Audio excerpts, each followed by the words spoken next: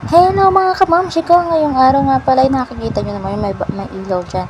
Ayan nga pala yung anak ko na talaga namang gising na gising. Alas 2 nga pala yun ng madaling araw ng time na iyan. At itong oras na to mga mamshi ko ay alas 4 na, mag-alas 5 na.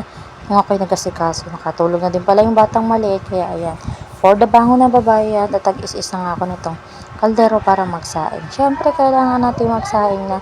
At itong hinuhugasan ko ng time na to ay kawali. Hindi siyempre pwedeng sabunin ang kaldero mga mamshi ko. Kaya itong kawali muna inumin ko.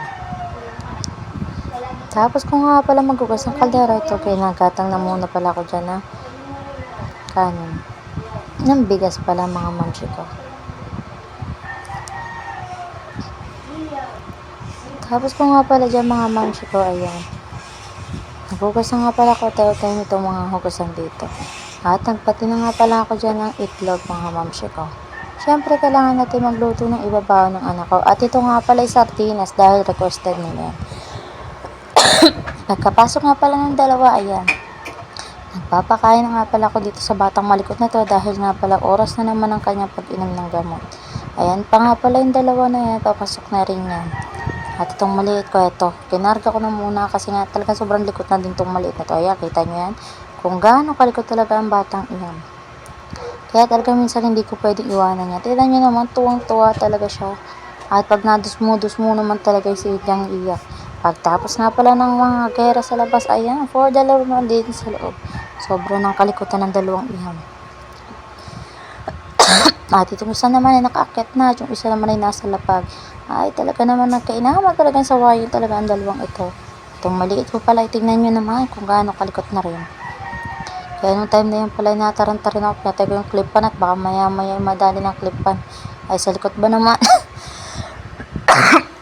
Wasensyahan nyo na talaga yung kubo ko, talagang hindi nawawala yan kahit ano pang gawin ko. At nung time na ito nga pala nagbalagtag din pala ako dyan ng turo dahil may umorder nga pala na. Salamat nga pala Bigilina sa pag-order. At sa mga sumunod pang umorder, salamat din po.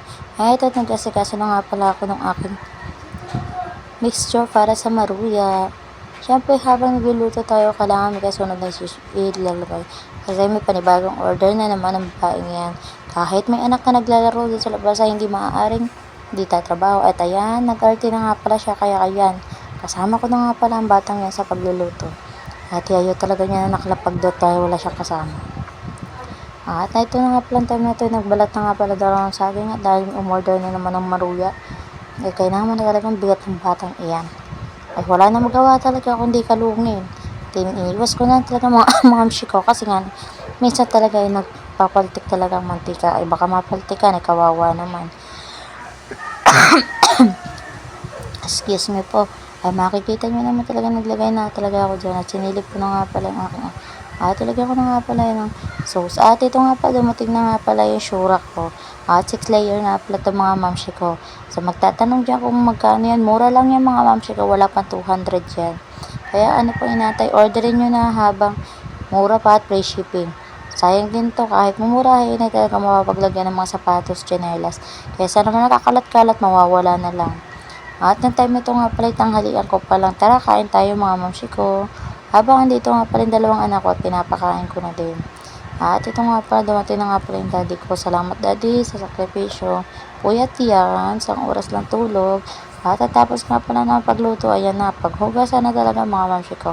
Kapag-imis na nga din pala ako ng time na ito dito sa kwarto. Tingnan nyo naman, borlog na talaga pa ang batang yan. Thank you for watching.